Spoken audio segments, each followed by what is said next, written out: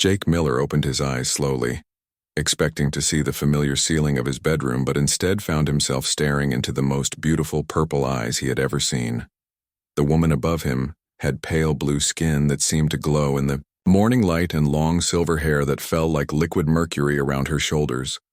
"Do not move, human," she whispered in accented English, her voice carrying a musical quality that made his heart skip. "Your life depends on staying very still." Jake wanted to panic, but something in her tone told him she was deadly serious. He could feel her weight pressed against his chest, and noticed she was wearing what looked like a form-fitting black outfit that seemed to shimmer with its own inner light. "Who are you?" Jake managed to whisper back, trying not to move his lips too much. "My name is Zara, and I am what your people would call an alien," she replied, scanning the room with those incredible eyes. "3 days ago I crashed on your planet, and you found me unconscious in your backyard." The memories came flooding back. Jake remembered finding what he thought was an injured woman behind his house. She had been wearing strange clothes and seemed hurt, so he brought her inside and let her recover in his guest room. She had told him her name was Sarah and that she was from out of town. "You lied to me," Jake said, feeling a mix of betrayal and fascination. "I had to." Zara replied, "My people have been watching Earth for many years, and we know humans react poorly to first contact. But now I must tell you the truth because they have found me. They, the collectors." Zara's voice dropped to barely a whisper. "They hunt beings like me across the galaxy. My ship was damaged during an escape, and I barely made it to your world. They will be here soon, and they will kill anyone who has helped me." Jake felt his blood run cold. "So why are you on top of me?" Zara looked embarrassed for the first time. "I was scanning you for injuries. They have technology that can track biological signatures. If they detect that you have been harmed, they will assume you are a threat and eliminate you immediately. I needed to make sure you were completely healthy. And you had to be this close to do that." "My scanning equipment is built into my suit," she explained. "It requires direct contact to function properly. I apologize for the intimate position, but it was necessary to save your life." Jake noticed now that her hands were glowing with a soft blue light as she held them against his chest. He could feel a warm, tingling sensation spreading through his body. "Are you healing me?" "In a way," Zara replied. "I am boosting your immune system and repairing any cellular damage. The collectors will run deep scans on anyone they find. If your body shows any signs of stress or illness, they will consider you contaminated and destroy you." The sound of distant engines filled the air, and Zara's expression became grim. "They are. Here, we must go now." She rolled off Jake and helped him to his feet. He was amazed at how good he felt, stronger and more alert than he had in years. "I have been enhancing your physical capabilities over the past 3 days," Zara explained, as if reading his thoughts. "Humans have incredible potential, but your bodies are held back by genetic limitations. I have been slowly removing those restrictions." "You mean you have been experimenting on me while I slept?" "I have been preparing you for survival," Zara corrected. "The collectors are not the only threat in this galaxy. Humanity will need to be stronger if it hopes to survive what is coming." Jake looked out his bedroom window and saw 3 black ships hovering over his neighborhood. They were sleek and predatory, looking like metal sharks cutting through the sky. "What do they want with you?" "I am what they call a gene keeper," Zara explained, while gathering strange-looking equipment from around the room. "My people were tasked with preserving the genetic heritage of species across the galaxy. The collectors seek to harvest that knowledge for their own dark purposes." "So you are like a living library?" "Something like that." Zara smiled sadly. "I carry within me the genetic codes of over 10,000 extinct species, including my own." Jake felt a wave of sympathy for this beautiful alien woman. She was completely alone, carrying the weight of entire civilizations within her. "How can I help?" Zara looked at him with surprise and something that might have been hope. "You would do that even knowing the danger." "You saved my life," Jake replied. "And from what you are telling me, you might be humanity's only chance at survival." Zara nodded. There is a way, but it requires great trust between us. I can transfer some of my genetic libraries to you.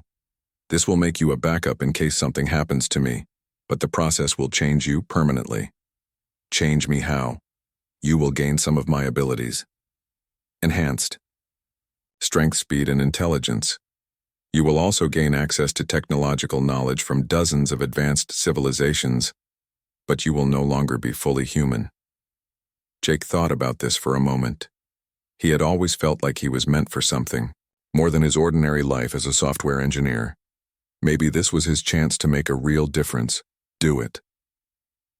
Zara placed her hands on either side of his head, and Jake felt a rush of energy, unlike anything he had ever experienced. Information flooded his mind, showing him wonders beyond imagination. Vast cities that floated among the stars, creatures of incredible beauty and intelligence, technologies that could reshape reality itself. When it was over, Jake staggered but remained standing. He could feel the changes already beginning. His vision was sharper, his hearing more acute. He could sense electromagnetic fields and radio waves all around him. The transfer is complete, Zara said, looking exhausted. You now carry the genetic legacy of the Altarian Empire, the Crystal Gardens of Vega, and the Deep Builders of Andromeda. The house shook as one of the collector ships landed in Jake's backyard. Zara grabbed a weapon that looked like a cross between a sword and a lightning bolt. Stay behind me, she ordered. And remember, you are no longer just human, you have the power to fight back. The back door exploded inward, and 3 figures in dark armor stepped through. They were roughly humanoid, but wrong in ways that hurt to look at. Their faces were hidden behind masks that seemed to absorb light. Housekeeper. The lead figure spoke in a voice like grinding metal. You will come with us. The human will be eliminated. I think not, Zara replied, raising her weapon. The battle that followed was unlike anything Jake had ever imagined. Zara moved with inhuman grace, dodging energy blasts and striking back with her own weapon. The air crackled with electricity and the smell of ozone. One of the collectors broke away from the fight and came toward Jake. Moving on instinct, Jake raised his hand and felt power flow through him. A bolt of blue energy shot from his palm, striking the collector in the chest and sending it flying backward. Impossible. The lead collector hissed. The human has been enhanced. Jake is under my protection, Zara declared. And he is no longer just human. He carries the genetic heritage of a dozen species. If you harm him, you violate the ancient accords. The collectors seemed to hesitate. Jake could sense their confusion through some new awareness he had gained. The boy is contaminated, one of them said. He must be cleansed. Try it, Jake replied, surprised by the confidence in his own voice. But I should warn you, I now have access to some very interesting technologies.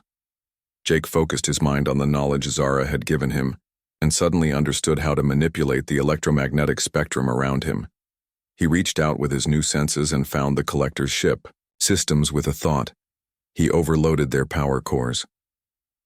The ships outside began smoking and sparking before crashing to the ground.